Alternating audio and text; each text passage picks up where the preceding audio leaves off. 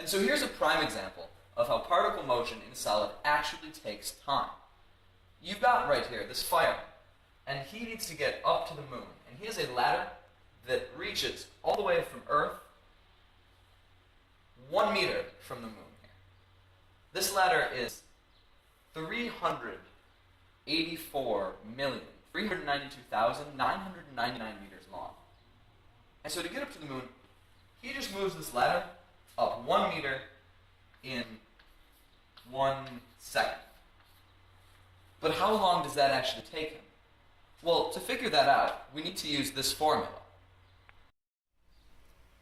The formula to figure out the velocity of a longitudinal wave inside a solid is velocity equals radical elastic property of the solid over the inertial property of the solid. Otherwise put into the terms of the constants b over rho. So the b is the bulk modulus, which is just a constant that differs between different solids, and that is measured in pascals. And then the rho represents the density of the object, and that's measured in grams over centimeters cubed. We figured out that the bulk modulus equals 111,284,280 pascals. Now, the density of the ladder, however, is a mere 2.7 grams over centimeters cubed.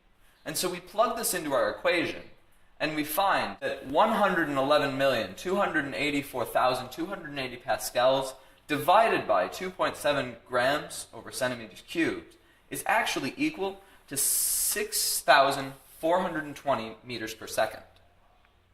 So now that we've found out that the velocity of the longitudinal wave inside of the aluminum ladder is 6,420 meters per second, we can plug that to our original velocity equation, simple kinematics.